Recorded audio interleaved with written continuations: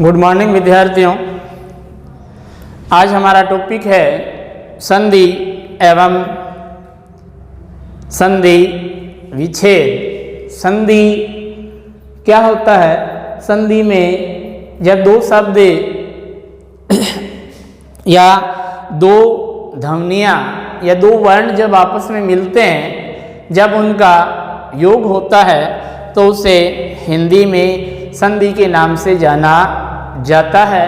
संधि विच्छेद जब किसी शब्द को दो भागों में बांट दिया जाता है या दो भागों में उसे तोड़ दिया जाता है तो उसे संधि विच्छेद के नाम से जाना जाता है। सबसे पहले इसकी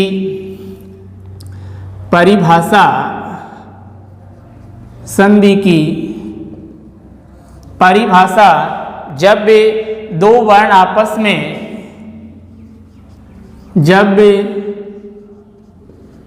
दो वर्ण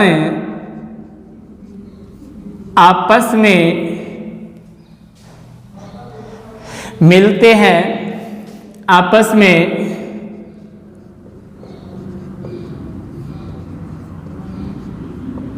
मिलते हैं एवं उनके मिलने से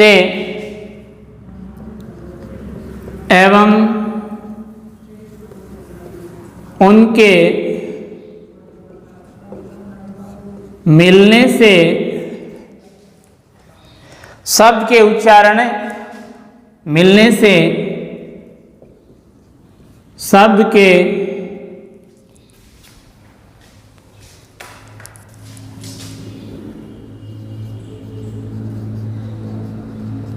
उच्चारण एवं लेखन में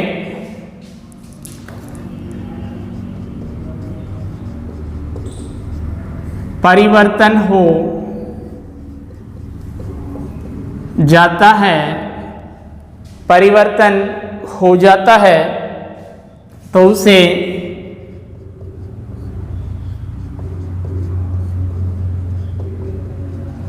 संधि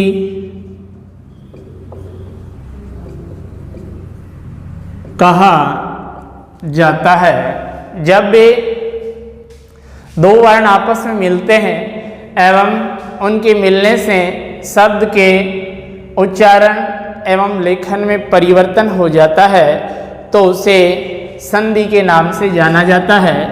जैसे पुस्तक के प्लस आले, पुस्तक के प्लस आले, पुस्तकालय, पुस्तकालय। जब इन दोनों शब्दों का मेल हुआ तो एक नया शब्द बना पुस्तकालय। अगला है संधि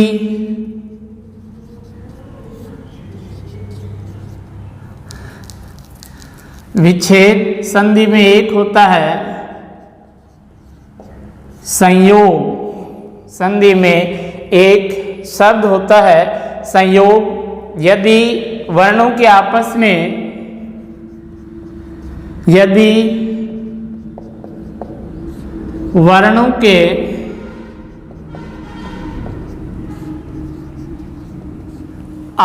में मिलने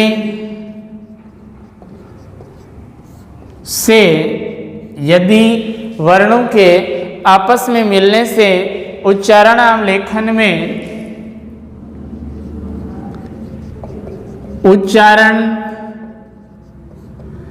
एवं लेखन में कोई परिवर्तन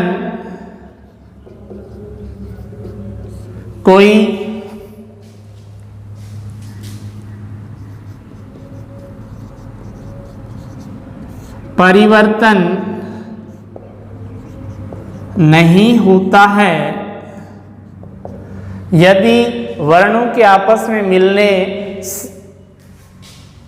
से उच्चारण एवं लेखन में कोई परिवर्तन नहीं होता है तो उसे संधि न मानकर उसे संधि न मानकर संयोग माना जाता है।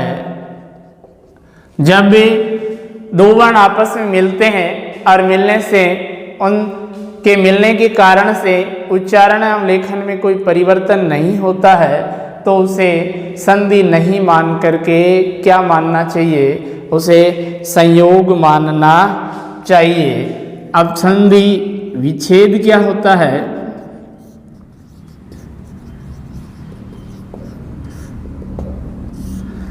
शब्द को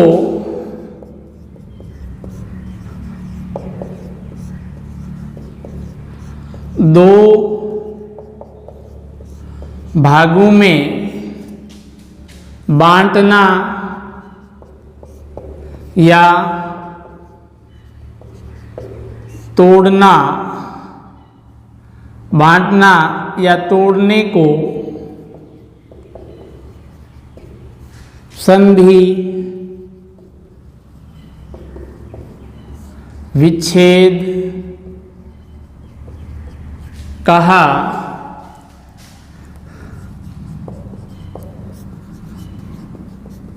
जाता है। शब्द को दो भागों में बांटना या तोड़ने को संधि विच्छेद कहा जाता है। संधि के प्रकार अपनी हिंदी भाषा में संधि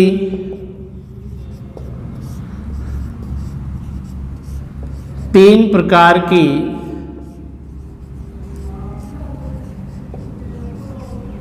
मानी जाती है। हिंदी भाषा में संधि तीन प्रकार की मानी जाती है। पहला स्वर संधि,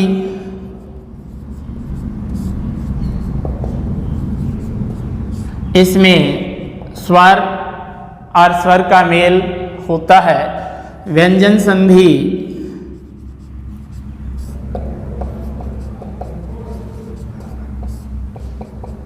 और तीसरी है विसर्ग संधि। स्वर संधि, व्यंजन संधि और विसर्ग संधि। स्वर, व्यंजन और विसर्ग, इस प्रकार से तीन प्रकार की हमारी संधि मानी जाती है। सबसे पहली है स्वर।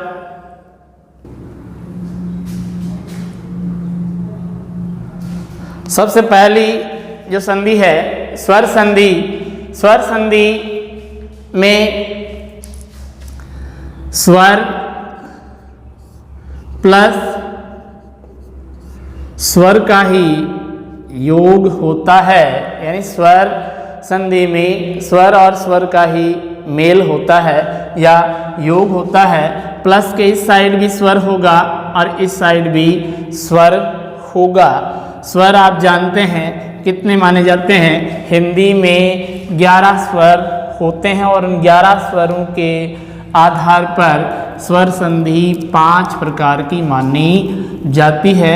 11 स्वर कौन कौन से होते हैं? अ, आ, ई, उ, री, ए, आई, ओ और औ। ए, आ, ई, उ, री, ए, आई, ओ और औ। इनके आधार पर स्वर संधि 5 प्रकार की मानी जाती है। पहली है दीर्घ संधि, दूसरी है य गुण संधि, तीसरी है वृद्धि संधि और चौथी यण संधि एवं पांचवी है अयादि संधि। अब देखिए इन 11 स्वरों के आधार पर हम संधि के 5 प्रकार के जो नियम है वो देखते हैं। सबसे पहले लिखिए दीर्घ संधि, दीर्घ स्वर संधि। दूसरी है गुण संधि, तीसरी वृद्धि संधि, चौथी यण और पांचवी है अयादि। इनमें लगा देना स्वर संधि। सब में दीर्घ स्वर संधि, गुण स्वर संधि, वृद्धि स्वर संधि, यण स्वर संधि और पांचवी है अयादि स्वर संधि। तो सबसे पहले देखिए हमारे जो 11 स्वर है, 11 स्वरों में से ए या आ, पहला ए और आ, उसके बाद में ई या ई, ऊ या ऊ, ऊ या ऊ और लास्ट का है री प्लस।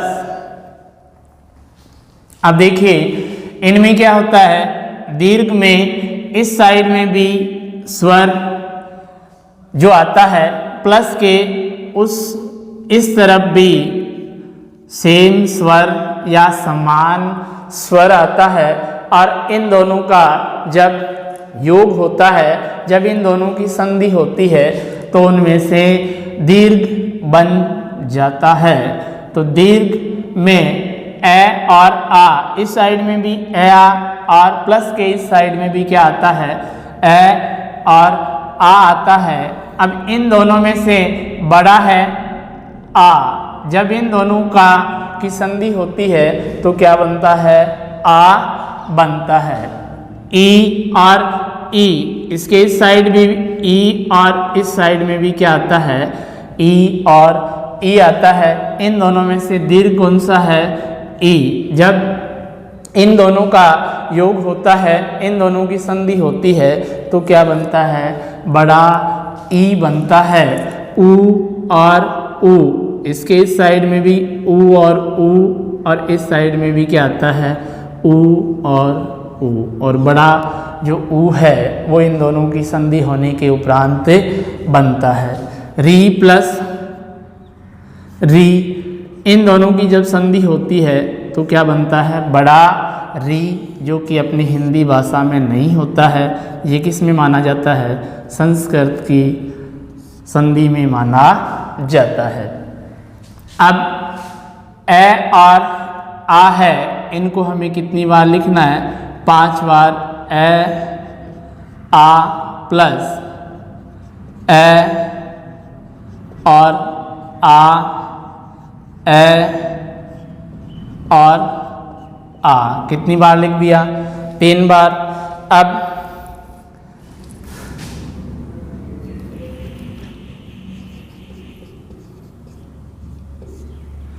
ए आ, ए और आ, प्लस के इस साइड में ए आएगा, ए आ ए आ ए आ ए आ ए और आ। अब हमने ए और आ को काम में ले लिया। इसके उपरांत में, इसके बाद में क्या बचा है, उनको क्रम वाइज लिखते जाओ। ई या ई आएगा, उसके बाद में ऊ या ऊ आएगा और उसके बाद में री आएगा। तो गुण संधि के या गुण स्वर संधि के कितने नियम हो गए? 3 नियम। इस साइड में ए आ और प्लस के उस तरफ ई और ई, ए आ प्लस के उस तरफ ऊ और ऊ, ए आ प्लस के उस तरफ क्या होगा? री। अब इसके बाद में क्या लिखना है? ए आई ओ और आउ। हो गए 5।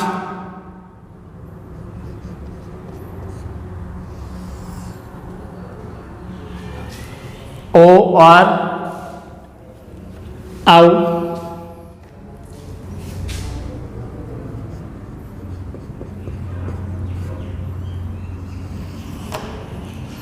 देखिए प्लस के इस साइड ए आ, ए आ, ए आ, ए आ और ए आ। इस साइड में क्या आएगा? ई ई, ऊ ऊ और री। अब देखिए इनका जब गुण स्वर संधि का नियम क्या होता है? इसके 3 नियम होते हैं और एक है री वाला, एक नियम है री। अब देखिए इसमें गुण का मतलब होता है गुणा। गुण का अर्थ होता है गुणा, अर्थात 2 का 2 से गुणा करेंगे तो क्या बनेगा? 4। 2 और 2 को गुणा करते हैं तो 4 बनता है। या तो आप इस प्रकार से याद रख लेना, या ई, ए आ और ई ई, इसके बाद में 2 और 2 4 कहाँ तक होगा? ए। जब ए और आ प्लस ई की संधि होगी तो क्या बनेगा? ए बनेगा। ऊ और ऊ के बाद में क्या बनेगा? ओ। और ए और आ प्लस री की संधि होती है तो क्या बनता है? अर बनता है। ए और आ प्लस री की संधि होती है तो क्या बनता है? अर बनता है। ये ध्यान में रख लेना। या फिर आप ऐसे याद कर सकते हैं, इनको एक बार छोड़ दो। वृद्धि का अर्थ होता है बड़ा, वृद्धि का अर्थ है बड़ा, तो इसमें सबसे बड़ा है ए और इसमें बड़ा है ओ। इसके 2 ही नियम होते हैं। अब इसमें क्या करना है? इनमें जो बच गया ए और ओ एवं री। अब यण संधि में क्या है? ए आ को हमने काम में ले लिया।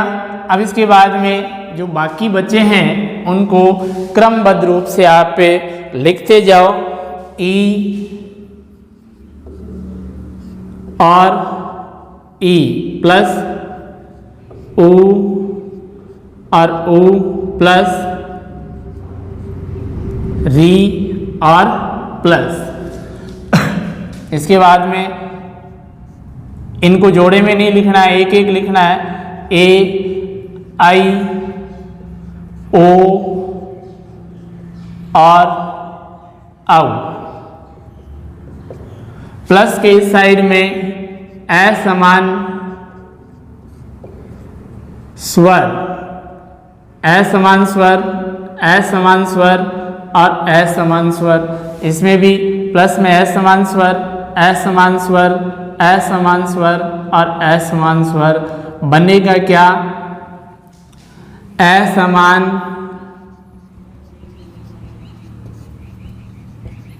स्वर। अब असमान स्वर का अर्थ होता है कि प्लस के इस साइड वापस पुनः क्या नहीं आना चाहिए? ई या ई नहीं आना चाहिए। असमान का मतलब है कि प्लस के उस तरफ भी क्या नहीं आना चाहिए? ई और ई नहीं आना चाहिए। अगर ई आ जाता है तो वो संधि यण संधि न होकर के कौन सी संधि मानी जाएगी?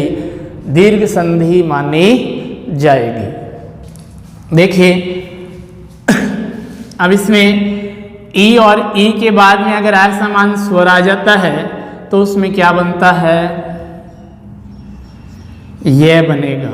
उसमें क्या बनेगा, ये ऊ, और ऊ के बाद में असमान स्वर आ जाता है तो क्या बनेगा, र, और री के बाद में असमान स्वर आता है तो क्या बनेगा, वह बनेगा।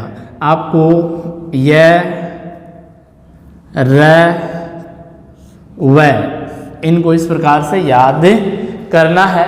ई और ई के बाद में असमान स्वर आता है तो यह बनेगा, ऊ और ऊ के बाद में असमान स्वर आता है तो वह बनेगा, सॉरी र बनेगा, और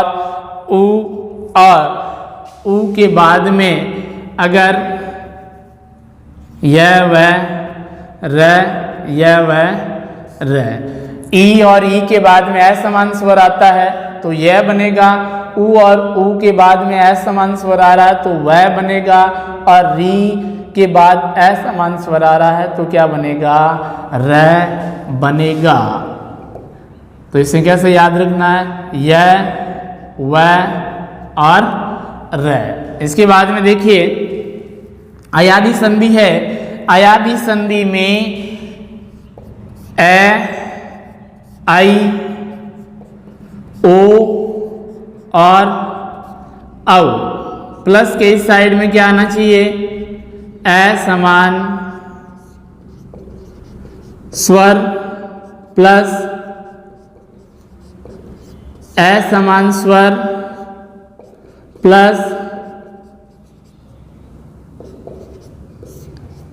असमान स्वर प्लस असमान स्वर बनेगा क्या, वहां जगह नहीं है इस कारण से यहां बता रहा हूं। अयादी स्वर संधि। अब देखिए इसके 4 नियम है, ए, आई, ओ और औ। ए के बाद में असमान स्वर, आई के बाद में असमान स्वर, ओ के बाद में असमान स्वर और ओ के बाद में असमान स्वर बनेगा क्या, या तो इस प्रकार से याद रख लेना। इसमें पहला क्या है, आए, ए के बाद में असमान स्वर आ रहा है तो क्या बनेगा, आई। ये हलंत है, ये ध्यान में रखना। आई है तो एक बड़ा हो जाएगा, आई, ओ के बाद में आओ, यह के बाद में वह आता है, और आओ के बाद में आओ बन जाता है। एक बार पुनः इनके नियम देख लेना। ए, आ के बाद में ए, आए, यानी समान स्वर आता है तो दीर्घ का अर्थ होता है बड़ा, तो इनमें जो बड़ा है वो आएगा। ई और ई के बाद में ई और ई आता है तो इसमें बड़ा है ई। ऊ और ऊ के बाद में ऊ और ऊ आए तो क्या बनेगा, ऊ बनेगा। और री प्लस री के बाद आए तो बड़ा री बनेगा, जो कि अपनी हिंदी में नहीं है, संस्कृत में माना जाता है। अब गुण को क्या करना है, ए आ के बाद में ई, ए बनेगा, ए आ के बाद में ऊ बनेगा, ए आ के बाद में री आता है तो क्या बनता है, अर बनता है। ए आ प्लस ए आई, बड़ा, वर्दी का अर्थ होता है बड़ा, आई, ए आ प्लस से ओ के बाद में तो क्या बनेगा, बड़ा ओ बनेगा। इसके 2 नियम हैं। अब देखिए यण संधि के 3 नियम हैं। ई के बाद में असमान स्वर आता है तो ये बनेगा, ऊ के बाद में असमान स्वर आता है तो वह बनेगा, और री के बाद में असमान स्वर आता है तो क्या बनेगा, र बनेगा। अयादी स्वर संधि है, उसमें उसके 4 नियम हैं। ए के बाद प्लस से असमान स्वर आए, ए के प्लस में असमान स्वर आए तो आई बनेगा, आई के बाद में असमान स्वर आए तो आई बनेगा, और ओ के बाद असमान स्वर आता है तो औ बनेगा, औ के बाद में असमान स्वर आता है तो क्या बनेगा, आव बनेगा। धन्यवाद बच्चों।